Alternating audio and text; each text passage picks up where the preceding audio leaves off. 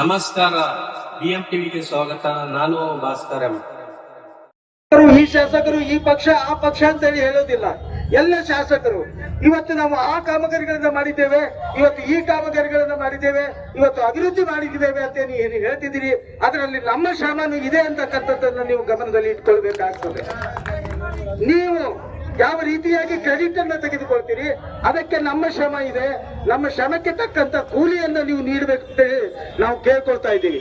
ಬಂಧುಗಳೇ, ಮತ್ತೊಮ್ಮೆ ನಾನು ಈ ಸರ್ಕಾರಕ್ಕೆ ಒತ್ತಾಯವನ್ನ ಮಾಡ್ತಾ ಇದ್ದೀನಿ. ನಮಗೆ ಬರ್ತಕ್ಕಂಥ ಪೇಮೆಂಟ್ ಅನ್ನ ನೀಡಿ. ಈ ರಾಜ್ಯದಲ್ಲಿ ಆಗಿರ್ತಕ್ಕಂಥ ಹಣದ ಫ್ಲೋಟಿಂಗ್ ಏನಿದೆ, ಹಣದ ಹೊಳೆ ಏನಿದೆ, ಇದು ಸುಗಮವಾಗಿ ಸಾಗಬೇಕಾದ್ರೆ ಈ ಗುತ್ತಿಗೆದಾರರ ಸುಮಾರು 30-35 ಸಾವಿರ ಕೋಟಿ ರೂಪಾಯಿಗಳ ಬಿಲ್ ಅನ್ನ ಕೂಡಲೇ ಬಿಡುಗಡೆ ಮಾಡಬೇಕು. ಯಾಕಂತಂದ್ರೆ ಸರ್ವ ಜನಾಂಗದ ಶಾಂತಿಯ ತೋಟ ಅಂತೇಳಿ ಹೇಳಿಕೆಯನ್ನು ನೀಡ್ತಕ್ಕಂಥ, ಅದೇ ರೀತಿ ನಡೆದುಕೊಂಡಿರ್ತಕ್ಕಂಥ ಮಾನ್ಯ ಸಿದ್ದರಾಮಯ್ಯ ಸಾಹೇಬರು ಇದನ್ನ ಗಮನದಲ್ಲಿಟ್ಟುಕೊಂಡು ನಮಗೆ ಕೂಡಲೇ ಪೇಮೆಂಟ್ ಬಿಡುಗಡೆ ಮಾಡಬೇಕೆಂದು ಈ ವೇದಿಕೆಯ ಮುಖಾಂತರ ಒತ್ತಾಯವನ್ನು ಮಾಡ್ತೇನೆ. ನಾನು ಸುಭಾಷ್ ಪಾಟೀಲ್ ಅಂತ ಉತ್ತರ ಕರ್ನಾಟಕ ಸಿವಿಲ್ ಗುತ್ತಿಗೆದಾರ ಸಂಘದ ಅಧ್ಯಕ್ಷರಾಗಿದ್ದೇನೆ. ನಾನು ಈಗ ಧಾರವಾಡದಿಂದ ಬಂದಿದ್ದೇವೆ. ಈಗ ನಮ್ಮಲ್ಲಿ ನಿಮ್ಗೆಲ್ಲ ಗೊತ್ತಿರುವಂತೆ ಸುಮಾರು 4 ವರ್ಷದಿಂದ ಪೇಮೆಂಟ್ ಸರಿಯಾಗಿ ಆಗ್ತಿಲ್ಲ. ಯಾವುದೇ ಇಲಾಖೆ, ನಮ್ದ ಲೋಕೋಪಯೋಗಿ ಇಲಾಖೆಯಲ್ಲಿ ಸುಮಾರು ಉತ್ತರ ಕರ್ನಾಟಕದ 4,000 ಕೋಟಿ ಇದೆ, ಸಣ್ಣ ನೀರಾವರಿ ಇಲಾಖೆದ 3,000 ಕೋಟಿ ಇದೆ, ಬೃಹತ್ ನೀರಾವರಿ ಇಲಾಖೆ 10,000 ಕೋಟಿ ಇದೆ, ಆಮೇಲೆ ಸ್ಲಮ್ ಬೋರ್ಡ್ ಇರ್ಬೋದು, ಗ್ರಾಮೀಣಾಭಿವೃದ್ಧಿ ಪಂಚಾಯತ್ ರಾಜ್ ಇರ್ಬೋದು, ಇನ್ನಿತರ ಹೌಸಿಂಗ್ ಬೋರ್ಡ್ ಇರ್ಬೋದು, ಇನ್ನಿತರ ಎಲ್ಲಾ ಇಲಾಖೆ ಸೇರಿ 8,000 ಕೋಟಿ. ಒಟ್ಟು ಹೀಗೆ ಟೋಟಲ್ 25,000 ಕೋಟಿ ಮೇಲೆ ಬಾಕಿ ಇದೆ ಬರೀ ಉತ್ತರ ಕರ್ನಾಟಕ. ರಾಜ್ಯದ ಹಿಡಿದು ಬಿಟ್ರೆ ನೀವು 50,000 ಕೋಟಿ ಮೇಲೆ ಇದೆ. ಈಗ ಆಕ್ಚುಲಿ ಸ್ಟೇಟ್ನವ್ರು ಹೇಳಿದ್ರು 32,000 ಕೋಟಿ ಬಾಕಿ ಐತೆ ಅಂತ ರಾಜ್ಯದ. ನಾನು ಉತ್ತರ ಕರ್ನಾಟಕದ ಎಲ್ಲಾ ಕಡೆ ರಿಯಲಿಸ್ಟಿಕ್ ಇವನ್ನ ನಂಬರ್ಸ್ ತಗೊಂಡ್ರೆ 25,000 ಕೋಟಿ ಬರೀ ನಮ್ಮ ಉತ್ತರ ಕರ್ನಾಟಕದಷ್ಟೇ 25,000 ಕೋಟಿ ಮೇಲಿದೆ. ಅಂದ್ರೆ ಟೋಟಲ್ ರಾಜ್ಯದವ್ರು 50,000 ಕೋಟಿ ಮೇಲೆ ಹೋಗ್ತೈತಿ, 50,000-60,000 ಕೋಟಿ. ಈಗ ನಮ್ಮಲ್ಲಿ ಈ ಕೊಡ್ತೇವೆ ಆ ಕೊಡ್ತೇವೆ ಅಂತ ಎಲ್ಲಾ ಇಲಾಖೆ ಹೊಟ್ಟಿಗೆ, ಬೃಹತ್ ನೀರಾವರಿ ಇಲಾಖೆ ಇರ್ಬೋದು, ಆಮೇಲೆ ಸಣ್ಣ ನೀರಾವರಿ ಇಲಾಖೆ ಬರುವುದು, ಲೋಕೋಪಯೋಗಿ ಇಲಾಖೆ ಇರ್ಬೋದು, ಎಲ್ಲ ಇಲಾಖೆದವರು ಸುಮ್ಮನೆ ಮೂಗಿಗೆ ತುಪ್ಪ ಹಚ್ಚೋ ಕೆಲಸ ಮಾಡಕತ್ತಾರ. ಈಗ ಬರ್ತೈತಿ, ಇನ್ನು 2 ತಿಂಗಳಿಗೆ ಬರ್ತೈತಿ, 2 ತಿಂಗಳಿಗೆ ಬರ್ತೈತಿ. 2 ತಿಂಗಳ 3 ತಿಂಗಳಿಗೆ ಒಮ್ಮೆ 10% ಬರ್ತೈತಿ ಅಥವಾ 5% ಬರ್ತೈತಿ. ಅಷ್ಟರವರೆಗೆ ಅಷ್ಟು ಬಿಲ್ಲ ಬಂದ್ಬಿಟ್ಟಿರ್ತಾವ, ಇನ್ನು ಹೆಚ್ಚಿಗೆ ಬಂದಿರ್ತಾವ. ಹೀಗಾಗಿ ಸುಮಾರು ನಾವು ನೋಡಾಕತ್ತದ್ದು 4 ವರ್ಷದಿಂದ 25,000 30,000 ಕೋಟಿ ಒಳಗ ರೇಂಜಿನಾಗ ಬಾಕಿ ಅದಾವ. ಕಡಿಮೆ ಆಗಾಗತ್ತೇ ಇಲ್ಲ. ಯಾಕಂದ್ರೆ ಒಂದು 10% ಯಾವಾಗ ಕೊಟ್ಟುಕೊಳ್ಳಿ ಅಷ್ಟು ಬಿಲ್ಲ ಬಂದ್ಬಿಟ್ಟಿರ್ತಾವ. ಆದ್ರಿಂದ ಈಗ ನಾವು ಎಲ್ಲರೂ ಒಕ್ಕಟ್ಟಾಗಿ ನಿಂತ ಒಂದು ದೊಡ್ಡ ಹೋರಾಟ ಮಾಡ್ಬೇಕಾಗೈತೆ. ಇದಕ್ಕೆ ಒಂದು ನಮ್ಮ ಬಿಜಾಪುರ ಜಿಲ್ಲೆ ಚಾಲನೆ ನೀಡಿದ್ದಾರೆ. ಬಿಜಾಪುರ ಜಿಲ್ಲಾ ಗುತ್ತಿಗೆದಾರ ಸಂಘದ ಅಧ್ಯಕ್ಷರಾದ CR ರೂಡಿಗೆ ಅವರು ಇರ್ಬೋದು, ಅಶೋಕ್ ಪಾಟೀಲ್ ಇರ್ಬೋದು, ಚಿಂಚಿಲಿ ಅವರು ಇರ್ಬೋದು, ಆಮೇಲೆ ನಮ್ಮ ಡೋಣೂರು ಮಠ ಸ್ವಾಮಿಗಳು ಇರ್ಬೋದು, ಅರುಣ್ ಮಠ ಇರ್ಬೋದು, ಎಲ್ಲ ಪಟ್ಟಣ್ ಶೆಟ್ಟಿ ಅವರು, ಎಲ್ಲರೂ ನಮ್ಮ ಆತ್ಮೀಯರು, ಎಲ್ಲ ಹಿರಿಯ ಗುತ್ತಿಗೆದಾರರು ಮತ್ತು ಗುತ್ತಿಗೆದಾರರು ಎಲ್ಲರೂ ಒಕ್ಕಟ್ಟಾಗಿ ಇವತ್ತು ಈ ದಿನ ಮಾಡಿದ್ರು ನೋಡಿ ನನಗೆ ಬಹಳ ಸಂತೋಷ ಅನಿಸ್ತು. ಈ ರೀತಿ ಒಕ್ಕಟ್ಟಾಗಿ ಪ್ರತಿ ಜಿಲ್ಲೆ ನಾವು ಹೋರಾಟ ಮಾಡಿದಾಗ ಮಾತ್ರ ಸಕ್ಸಸ್ ಆಗ್ಲಿಕ್ಕೆ ಸಾಧ್ಯ. ಇಲ್ಲ ಅಂತಂದ್ರೆ ಇವರು ನಮ್ ಪೇಮೆಂಟ್ ಮಾಡೋದಿಲ್ಲ. ನಾವು ಇಷ್ಟ ದಿನ ನೋಡಿದ್ವಲ್ಲ, ಎಷ್ಟು ಅಡ್ಡಾಡಿ ಸಾಕತ್ತ. ಅವ್ರು ಕೊಡ್ತೇವೆ ಅಂತಾರೆ, ಸುಮ್ಮನೆ ಮುಗಿಗೆ ತುಪ್ಪ ಹಚ್ತಾರ, ಕೊಡುದಿಲ್ಲ.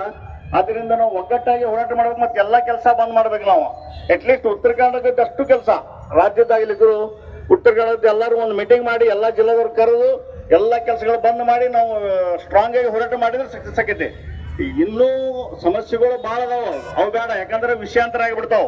ನಮ್ಮ MDP ಇರ್ಬೋದು, ಇನ್ನೊಂದು ಪ್ರಾಬ್ಲಮ್ ಬಹಳ ಅದಾವ ಸಮಸ್ಯೆಗಳು.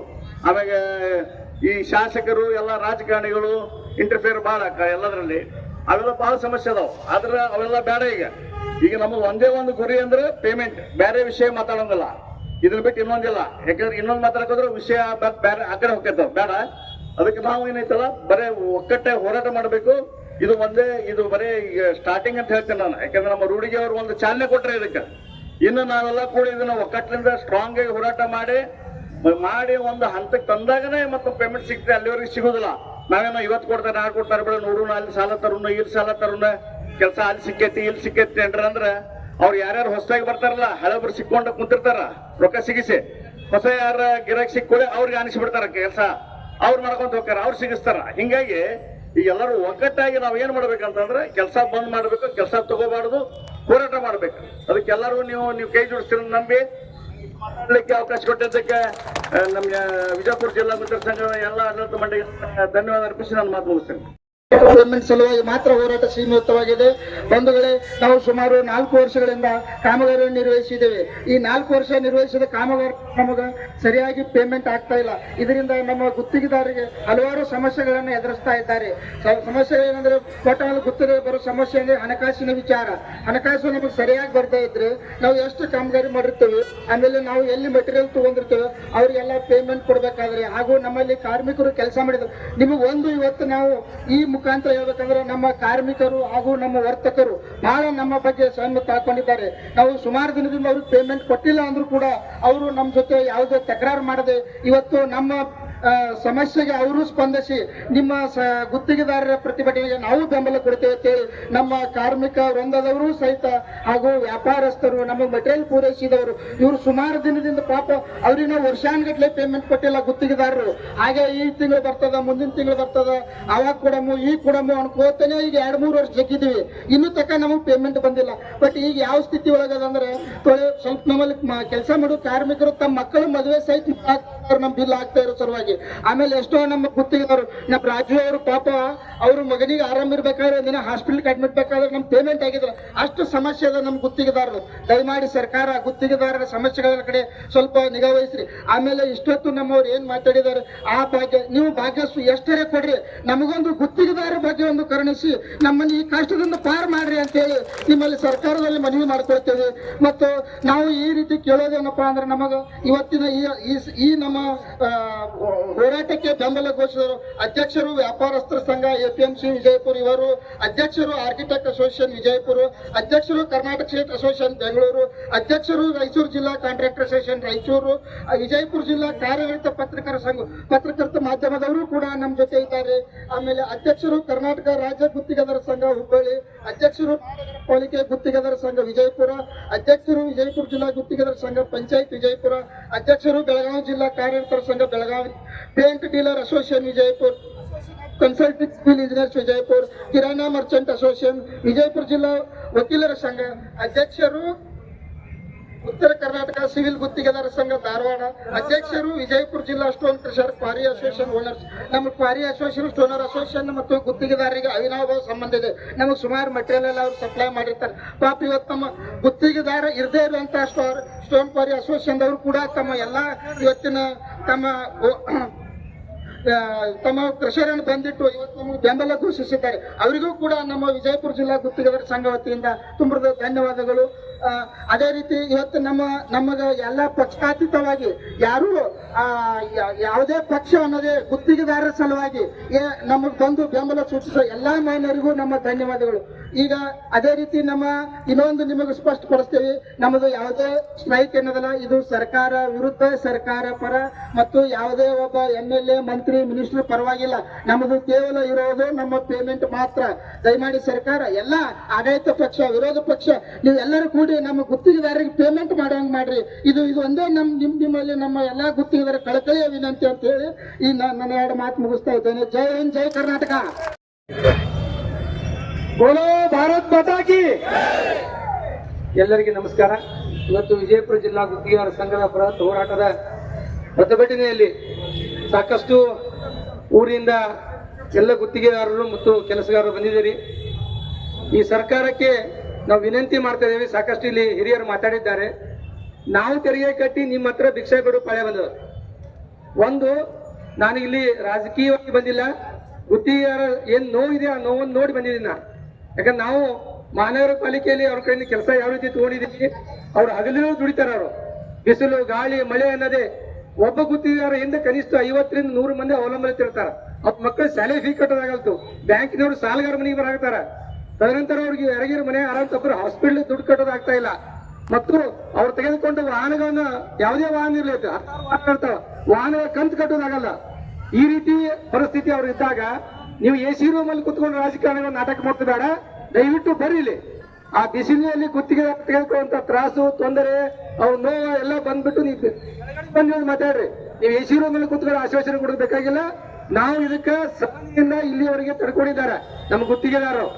ಇನ್ನು ಮುಂದೆ ಸಹನೆ ಕಟ್ಟೆ ಹೊಡಿಬಾರ್ದಪ್ಪ ಅಂದ್ರೆ ನೀವು ಇದಕ್ಕೆ ಸೂಕ್ತ ಪರಿಹಾರ ಆಗಬೇಕು ಮತ್ತು ಆದಷ್ಟು ಬೇಗ ನೀವೇನಾದ್ರೆ 10% 5% ಕೊಟ್ಟರೆ ಏನು ಕೆಲಸ ಆಗಂಗಿಲ್ಲ. ಇವತ್ತು ಕರ್ನಾಟಕದಲ್ಲಿ ಮೂಲೆ ಮೂಲೆ ಮೇಲೆ ಎಲ್ಲ ರಾಜಕಾರಣಿಗಳು ಎಲ್ಲ ವ್ಯಕ್ತಿಗಳು ಆರಾಮಿದ್ದಾರೋ, ಮನೆಗೆ ಸುರಕ್ಷಿತವಾಗಿ ಮೂಡ್ತಾರಂದ್ರೆ ಅದು ಗುತ್ತಿಗೆದಾರ ಕಾರಣ ಅಂತ ಹೇಳ್ತೀವಿ ನಾವು. ಅವ್ರು ಒಳ್ಳೆ ರೀತಿ ರಸ್ತೆಗಳು ಮಾಡಿದಾರ, ಬ್ಯಾರಿಕೇಡ್ ಮಾಡಿದಾರ, ಒಳ್ಳೆ ಫುಟ್ಪಾತ್ ಮಾಡಿದಾರ. ಇಷ್ಟೆಲ್ಲವನ್ನು ಮಾಡಿ ಅವ್ರು ಮಾತ್ರ ನಮ್ಮ ಹತ್ರ ಬಂದು ರಾಜಕಾರಣಿ ಹತ್ರ ಕೈ ಚಾಚಬೇಕು, ನಿಮಗೆ ಪರ್ಸೆಂಟೇಜ್ ಕೊಡ್ಬೇಕು, ನಿಮ್ಗೆ ಕೈ ಮುಗಿಬೇಕು, ವಸೂಲಿ ಹಚ್ಚಬೇಕು. ಯಾಕೆ ಮಾಡ್ಬೇಕ್ರಿ? ತೆರಿಗೆ ಕಟ್ತಾ ನಮ್ ಗುತ್ತಿಗೆದಾರರು ಪುಗ್ಸೇಟೆ ಕೇಳ್ತಾ ಇಲ್ಲ. ತೆರಿಗೆ ಕಟ್ಟುವವ್ರಿಗೆ ನೀವು ಅನ್ಯಾಯ ಮಾಡ್ತಾ ಇದ್ರಿ, ತೆರಿಗೆ ಕಟ್ಟಲಾರ್ದವ್ರಿಗೆ ಏನ್ ಬೇಕಾದ್ರೆ ಸವಲತ್ತು ಕೊಡ್ತೀರಿ ಹಿಂದಿನವಾಗಲೇ. ಆದ ಕಾರಣ ನಾನು ಎಲ್ಲ ನೀವು ಏನು ಪ್ರತಿಭಟನೆ ಸ್ಪಂದಿಸ್ತಾ ಇದ್ದಾರ ಕೈ ಮುಗಿದು ವಿನಂತಿ ಮಾಡ್ತೀನೋ, ಸರ್ಕಾರ ಯಾವುದೇ ಇರಲಿ, ಜನಪ್ರತಿನಿಧಿ ಯಾವುದೇ ಪಕ್ಷಕ್ಕಿರಲಿ, ನೀವು ಗುತ್ತಿಗೆದಾರರಿಗೆ ಸಹಕಾರ ಕೊಡಬೇಕು. ಅವ್ರ ಕೆಲಸಕ್ಕೆ ಸಹಕಾರ ಮಾಡಿ ಮುಂದೆ ಬಂದು ಅವ್ರು ಪೇಮೆಂಟ್ ಮಾಡ್ಬೇಕಂತ ವಿನಂತಿ ಮಾಡ್ತೀನೋ. ನನಗೆ ಇಲ್ಲಿ ಮಾತಾಡಕ್ಕೆ ಅವಕಾಶ ಕೊಟ್ಟರೆ ಎಲ್ಲರಿಗೂ ಒಂದೇ ಶೇರ್ ಮಾತು ಮುಗಿಸ್ತೀನೋ. ಜೈ ಹಿಂದ್, ಜೈ ಕರ್ನಾಟಕ.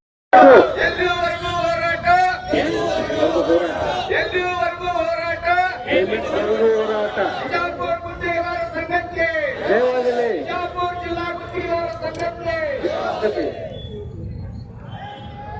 ಭಾರತ್ ಮಾತಾ ಕಿ. ಇಂದಿನ ಬೃಹತ್ ಪ್ರತಿಭಟನೆ ಒಂದು ವಿಜಯಪುರ ಜಿಲ್ಲಾ ಗುತ್ತಿಗೆದಾರರ ಸಂಘದಿಂದ ಹಮ್ಮಿಕೊಂಡಂತ ಸಮಸ್ತ ವಿಜಯಪುರ ಜಿಲ್ಲೆಯ ಎಲ್ಲ ಸ್ಟೋನ್ ಕ್ರಷರ್ ಮಾಲೀಕರು, ಕ್ವಾರಿ ಮಾಲೀಕರು, ಸಾಕಷ್ಟು ಇಲ್ಲಿ ಬಂದಂತ ಎಲ್ಲ ಕಾರ್ಮಿಕರು ಹಾಗೂ ಈ ಕರ್ನಾಟಕ ರಾಜ್ಯಕ್ಕೆ ಅವರು ಕೂಡ ಇಲ್ಲಿ ಬಂದಿದ್ದಾರೆ. ಮತ್ತೆ ಬೇರೆ ಬೇರೆ ಜಿಲ್ಲೆ ಕೂಡ ಸಾಕಷ್ಟು ಜನ ಇಲ್ಲಿ ಆಗಮಿಸಿ ಈ ಒಂದು ಬೃಹತ್ ಮೆರವಣಿಗೆಯಲ್ಲಿ ಪ್ರತಿಭಟನೆಯಲ್ಲಿ ಎಲ್ಲರೂ ಭಾಗವಹಿಸಲಿಕ್ಕೆ ತುಂಬಾ ತುಂಬಾ ಧನ್ಯವಾದಗಳು ತಿಳಿಸ್ತೇನೆ. ಈ ಒಂದು ವಿ ವಾಂಟ್ ಪೇಮೆಂಟ್, ನಾವು ಯಾಕಿಲ್ಲಿ ಬರ್ತಾ ಇದೀವಿ, ಯಾಕಿಲ್ಲಿ ಕೂಡಿದೀವಿ, ನಮ್ ತ್ರಾಸನ್ನು ನಿಮ್ಮ ಮುಂದೆ ಹಂಚ್ಕೊಳ್ಳಕ್ಕೆ, ಸರ್ಕಾರಕ್ಕೆ ನಾವು ಇದನ್ನ ಏನ್ ನಮಗೆ ತೊಂದರೆಗಳನ್ನ ತಿಳಿಸಕ್ಕೆ ನಾವು ಒಂದೇ ಒಂದು ವಿನಂತಿ ಮಾಡ್ತೀನಿ ಮಾಧ್ಯಮದ ಮುಖಾಂತರ. ಎಲ್ಲ ಮಾಧ್ಯಮದವರಿಗೆ ಹೇಳೋದಿಷ್ಟೇ, ಇಲ್ಲಿ ಸಾಕಷ್ಟು ಗುತ್ತಿಗೆದಾರರು ತೊಂದರೆಯಲ್ಲಿದ್ದಾರೆ. ಬಿಜಾಪುರ ಜಿಲ್ಲೆಯಲ್ಲಿ ಅಂತಲ್ಲ, ಇಡೀ ಕರ್ನಾಟಕದ ರಾಜ್ಯಾಂತ ಅಂತ ಎಲ್ಲ ಗುತ್ತಿಗೆದಾರರು ಸಾಕಷ್ಟು ಸಮಸ್ಯೆಗಳು ಉದ್ಭವ ಆಗಿದೆ. ಒಂದು ಗುತ್ತಿಗೆದಾರ ನೋಡಿ, ಈಗ ಎಲ್ಲ ಸ್ಟೋನ್ ಕ್ರಷರ್ಗಳು ಬಿಜಾಪುರದಲ್ಲಿ ಇವತ್ತು ಬಂದ್ ಮಾಡಿ ಎಲ್ಲ ಬಂದಿಟ್ಟಿದ್ದಾರೆ. ಒಂದು ಸ್ಟೋನ್ ಕ್ರಷರ್ನಲ್ಲಿ ಸಾಕಷ್ಟು ಕಾರ್ಮಿಕರು ಇವತ್ತೊಂದು ಊಟಕ್ಕೆ ನಾವೆಲ್ಲ ಕುತ್ಕೊಂಡವರಿಗೆ ನಾವು ಕೆಲಸ ಕೊಡ್ತಾ ಇದೀವಿ. ಇದೊಂದು ಕಾಲ್ಚಕ್ರ. ಈ ಕಾಲ್ಚಕ್ರದಲ್ಲಿ ಗುತ್ತಿಗೆದಾರರು, ಒಂದು ಸ್ಟೋನ್ ಕ್ರಷರ್ ಮಾಲೀಕರು, ಕಾರ್ಮಿಕರು, ಸಾಕಷ್ಟು ಜನ ಎಲ್ಲ ಕೆಲಸ ಮಾಡೋರು. ನಾವೇ ಎಲ್ಲಾನು ಒಂದು ಸ್ಟೋನ್ ಕ್ರಷರ್ ಆಯ್ತು, ಒಂದು ಗುತ್ತಿಗೆದಾರರಲ್ಲಿ ಸಾಕಷ್ಟು ಒಂದು ಕೆಲಸಗಳ ಮುಖಾಂತರ ಎಲ್ಲರೂ ಕೂಡಿ ಮಾಡ್ಬೇಕಾಗ್ತದೆ.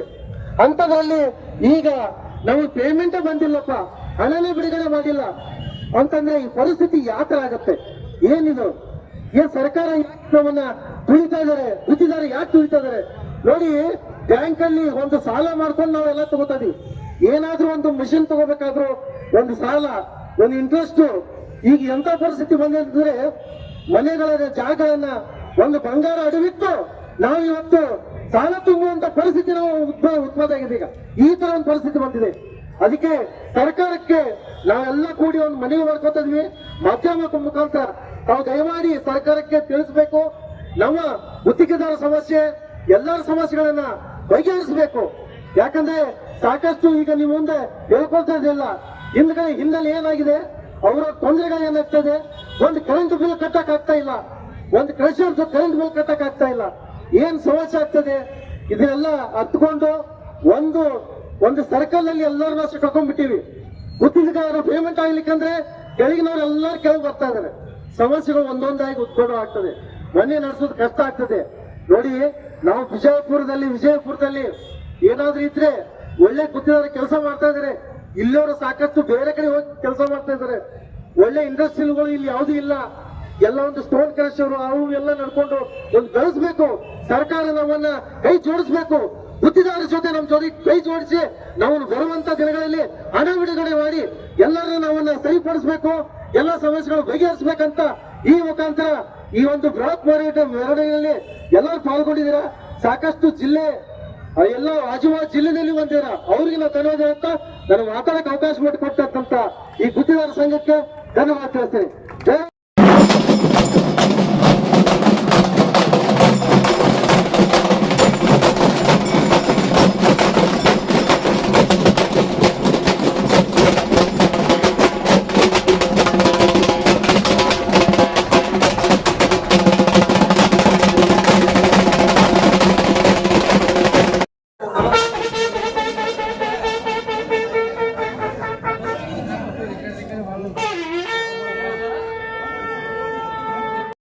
ನಮಗೆ ಕಾರಣ ಇಷ್ಟೇ, ನಮ್ಮ ಪೇಮೆಂಟ್ ಆಗಿಲ್ಲ. ಈಗ ನಾವು ಹೊರಗೆ ತಿರುಗಾಡಿದ್ರೆ ನಮಗೆ ಸಾಲ ಕೊಟ್ಟಂಥವ್ರು ವ್ಯಾಪಾರಸ್ಥರು ನಮ್ಮನ್ನು ಹೊಡೆದು ಸಾಯಿ ಹೊಡಿತಾರೆ.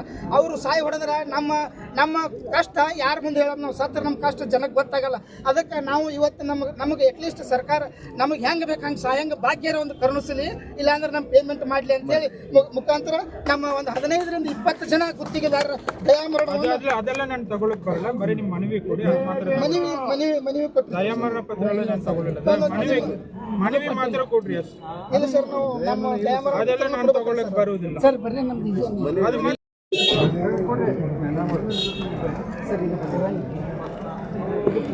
ಅದೆಲ್ಲ ನೀವು ಬೇರೆ ಪ್ರೊಸೀಜರ್ ಮಾಡಿಕೊಳ್ಳಿ. ಮನವಿ ಬಾಕಿ ಪೇಮೆಂಟ್ ಮಾತ್ರ ಮನವಿ ಕೊಡ್ರಿ.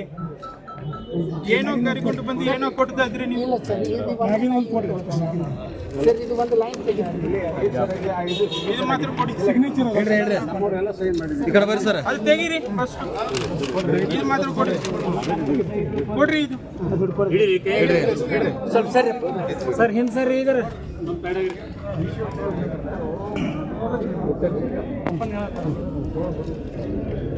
Okay sir.